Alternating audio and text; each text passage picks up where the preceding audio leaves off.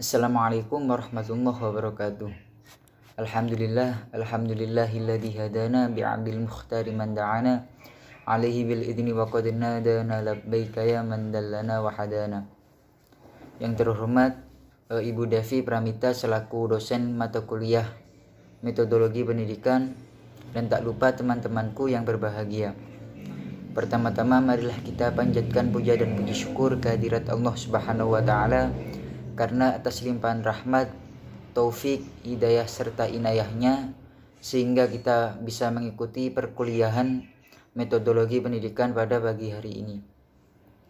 Kedua kalinya, sholawat serta salam tetap tercurahkan kepada junjungan kita Nabi besar Muhammad SAW, karena atas bimbingan beliaulah kita bisa membedakan barang yang hak dengan barang yang batil melalui ajaran ad-dinul Islam. Saya di sini selaku moderator akan memimpin jalannya diskusi pada pagi hari ini. Sebelum kita masuk ke materi yang pertama, alangkah baiknya kita buka diskusi pada pagi hari ini dengan bacaan suratul Fatihah. Ala hadhihi niyah wa ala kulli niyatin sholihah al-Fatihah.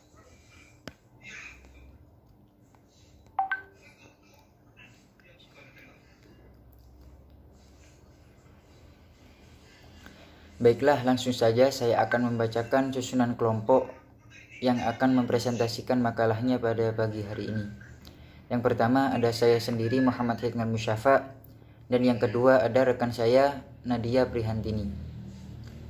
Dan untuk materi hari ini itu berjudul konsep dan karakteristik penelitian kelas. Langsung saja untuk materi yang pertama akan disampaikan oleh rekan saya Nadia Prihantini. Kepadanya dipersilahkan.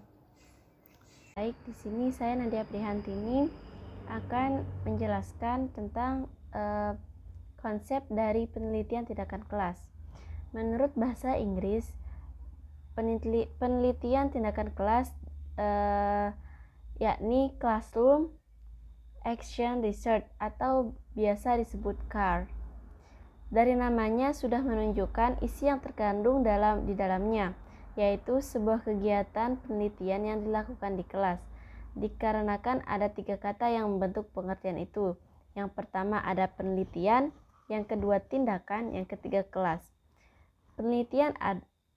Penelitian menunjuk pada suatu kegiatan mencermati suatu objek dengan menggunakan cara dan aturan yang bermanfaat dalam meningkatkan mutu suatu hal yang menarik minat dan penting bagi peneliti. Yang kedua, ada tindakan. Tindakan ini menunjuk pada sesuatu gerak kegiatan yang sengaja dilakukan dengan tujuan tertentu.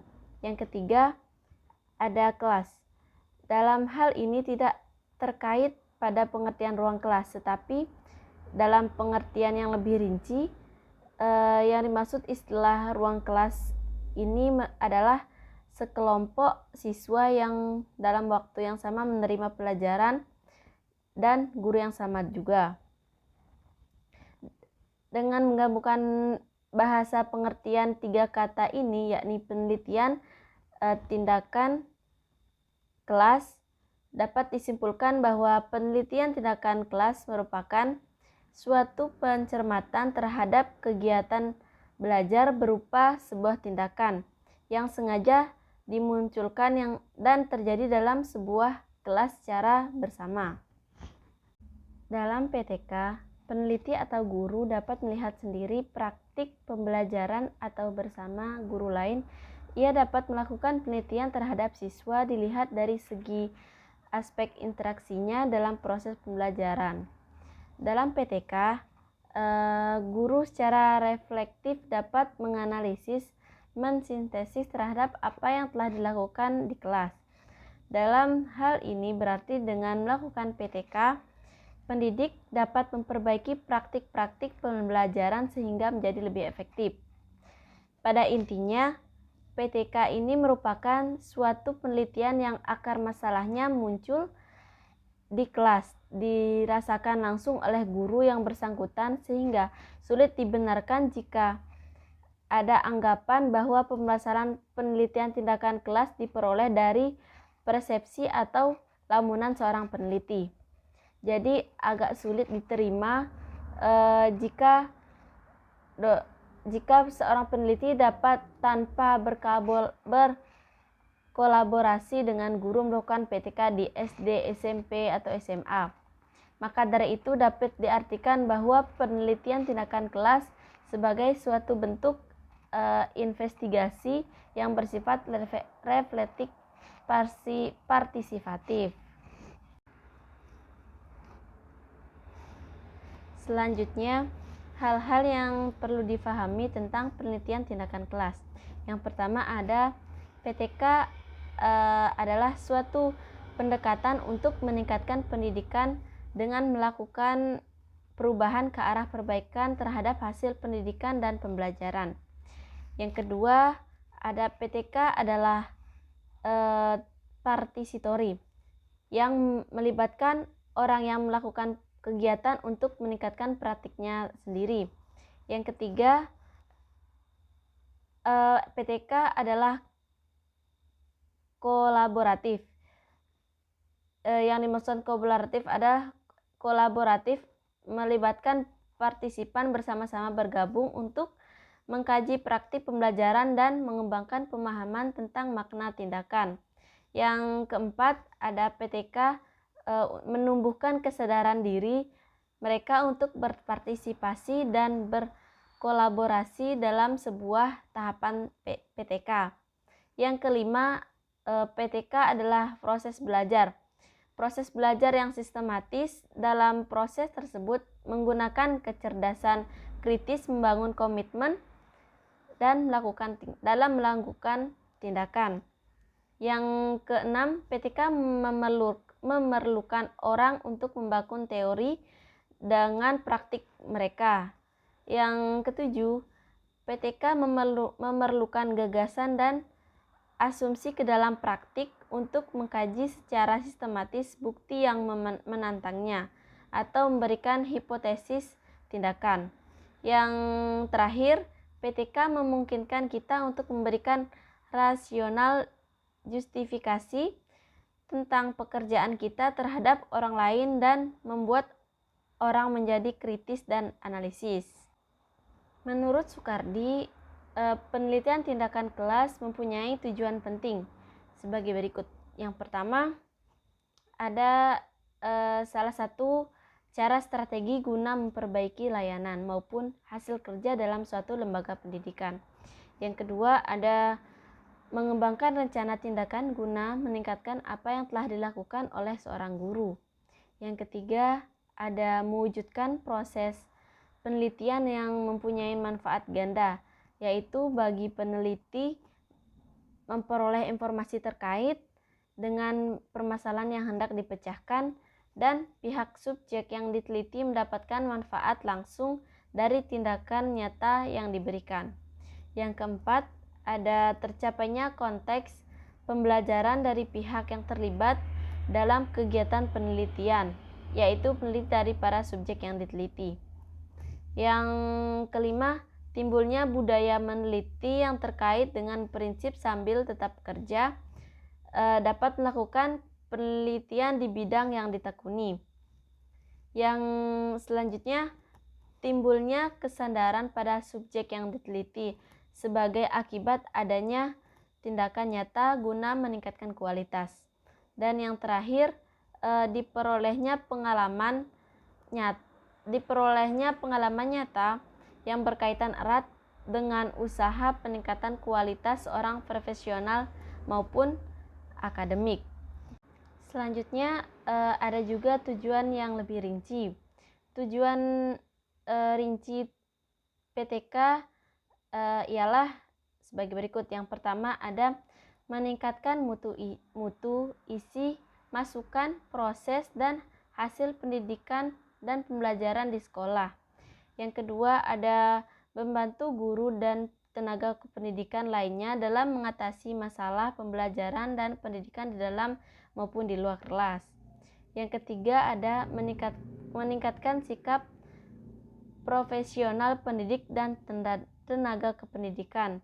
Yang terakhir, ada menumbuh kembangkan budaya akademik di lingkungan sekolah sehingga tercipta sikap proaktif di dalam melakukan perbaikan mutu pendidikan pembelajaran secara berkelanjutan.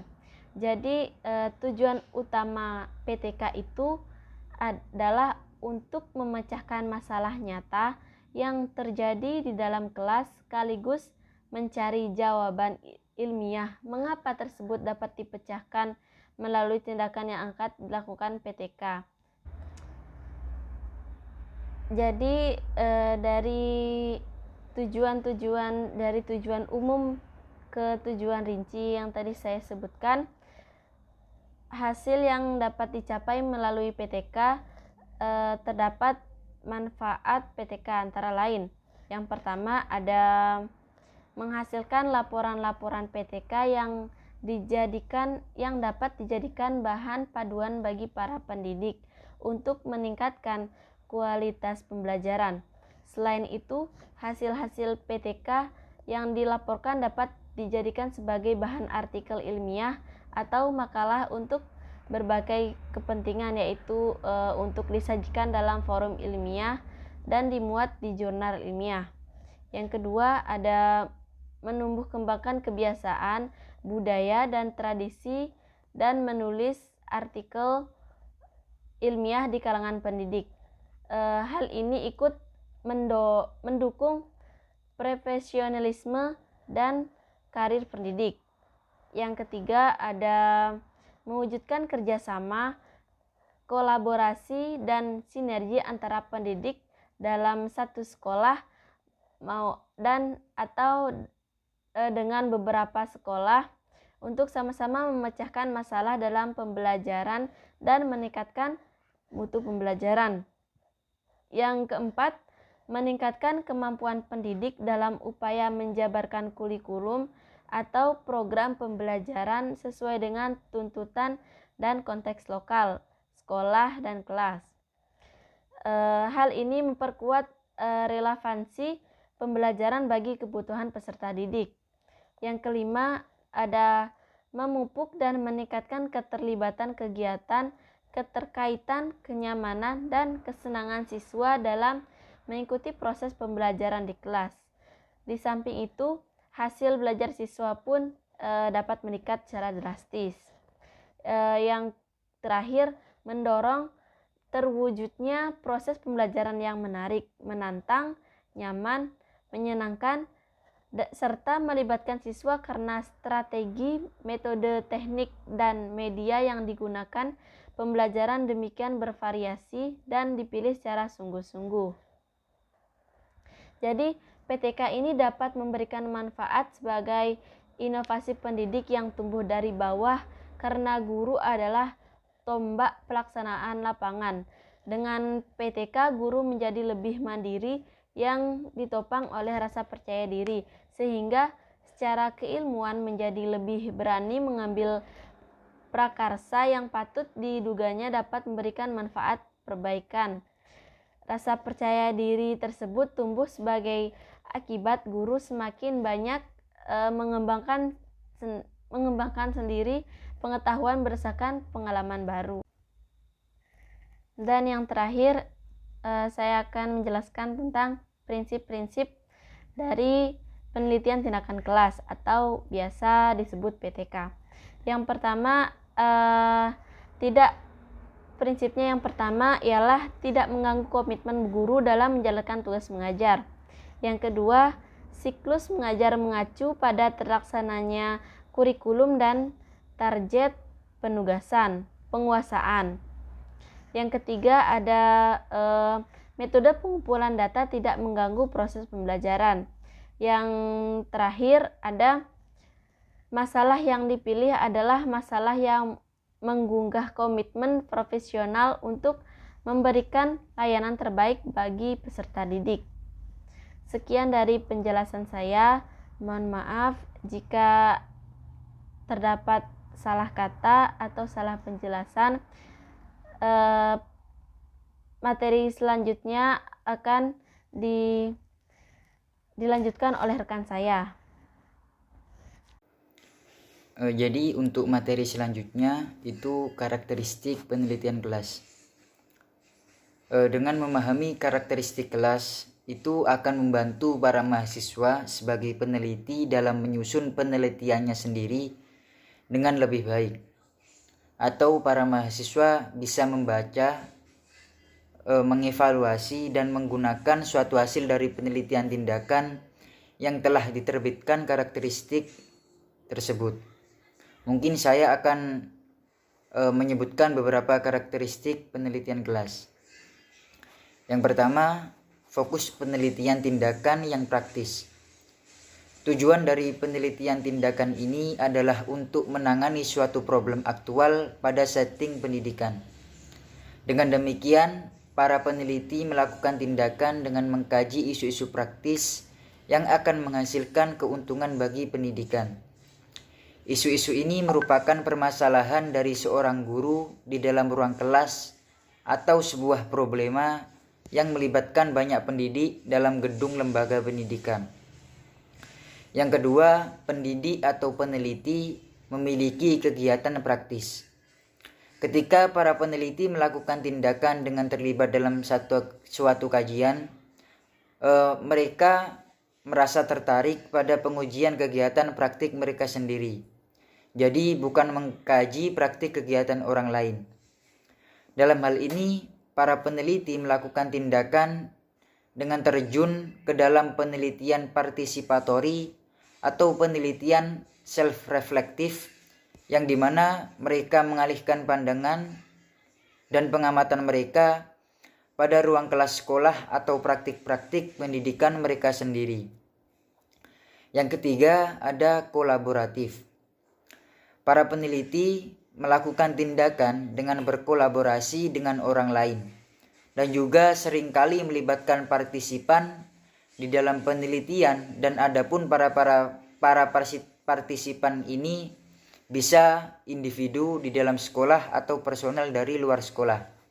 Seperti misalnya para peneliti dari universitas atau kelompok asosiasi profesional.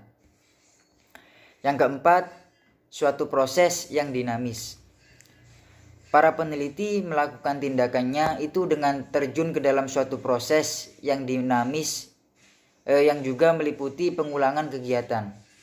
Seperti misalnya suatu spiral dari beberapa kegiatan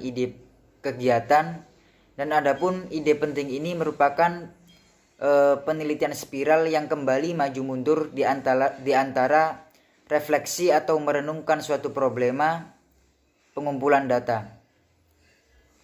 Dan yang kelima, suatu rencana tindakan.